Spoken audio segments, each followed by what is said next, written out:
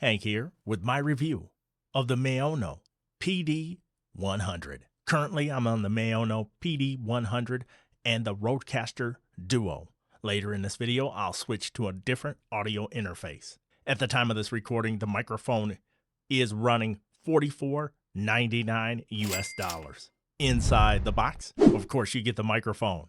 You get a desk stand with extender and a roughly 6.5 foot XLR cable. I did want to mention that Maono was kind enough to send this microphone over, but they have no say in the review, and my opinion is my opinion. Build-wise, the Maono PD100 has an all-metal body construction, a half yoke with tightening knob, paired with the included extender and base. The half yoke doubles as a desk stand. The end of the half yoke comes threaded with both 3/8 inch and 5/8 inch. The grill is extremely durable. I couldn't get it to budge at all. And they say they have an inner double layer pop filter to help mitigate plosives. The microphone is dynamic cardioid XLR only with a frequency response of 60 Hz to 14 kilohertz. Let's run it through a few tests, shall we? First, we'll do the plosive test from 6 inches away. Peter Piper picked a peck of pickled peppers from approximately 3 inches away.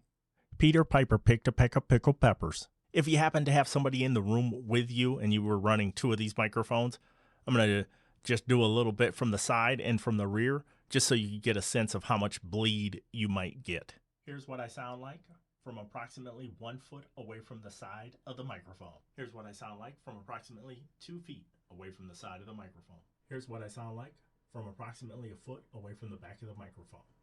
And here's what I sound like from approximately 2 feet away from the back of the microphone. Now, what if I was banging on the keyboard over here and typing away? What would enter into the microphone as I'm reaching the desired output level in OBS right now? So there'll be no boosting in post-production. So let's see how much of the keyboard gets picked up. So I'm going to pretend like I'm writing notes while I'm podcasting, and here's what you would pick up in the background. Now, if I were to bump the desk, I've got the Blue Compass boom arm, no shock mount. Here's what you'd get.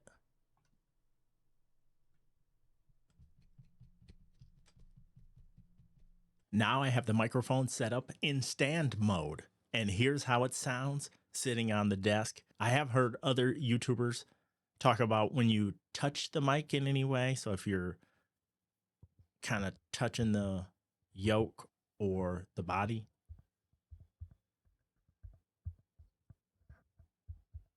as a lot of lower budget microphones, it will pick up some extra noise when you're doing that. You know what's coming next? The industry standard, the Shure SM7B comparison to the Maono PD100.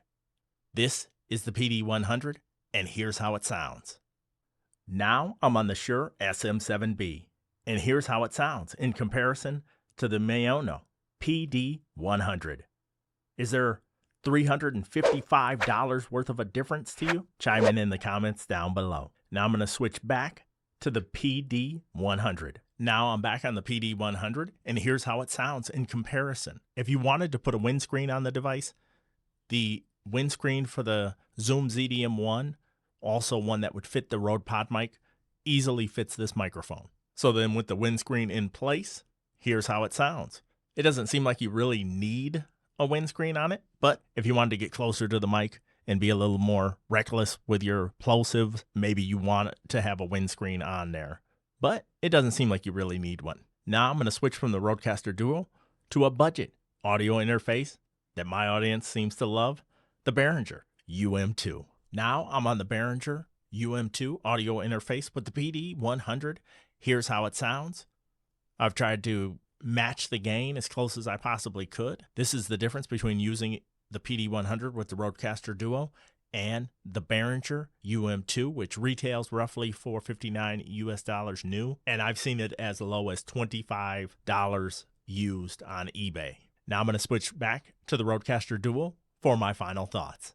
Well, I'm back after doing some editing and listening back to the test, and I'm here to deliver my final thoughts on the Maono PD100. While build-wise, the microphone might not be as hefty as some of the other mics in this category, like the Zoom ZDM1 and such, I find the build quality to be pretty solid, especially giving extra credit to this super sturdy grill. I also think it looks good on camera as well. The half yoke integrating into a desk stand is a really cool feature. There's good heft to the stand, and I think it would work just fine if you were in an environment that isn't cluttered like my desk is. And let me just say, at this price point, to my ears, the sound quality is outstanding. In all honesty, my jaw dropped when I listened back to this microphone. From the second I plugged this microphone in and was monitoring the sound coming out of it,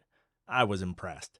I also think the microphone fared well with plosives and off-axis and rear rejection.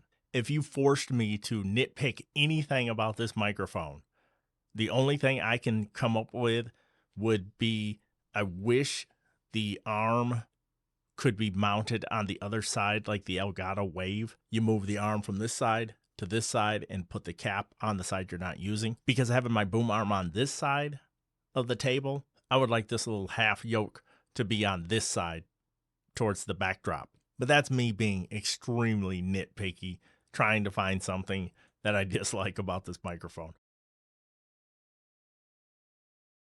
Now, I'm always late to the party on these type of microphones, but you know who isn't? Bark from Obscure Mics. He is the one that really let me know about this mic and some other mics that are coming in the future. And he is first to the party on budget microphones.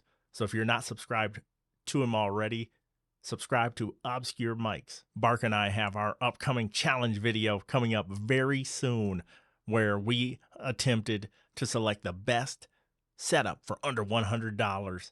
I think you're going to enjoy those videos when they come out. He's going to do one for his channel. I'm going to do one right here on my channel. Thank you again to Maono for sending this microphone out, and it lives up to all the hype I've heard from other YouTube reviewers.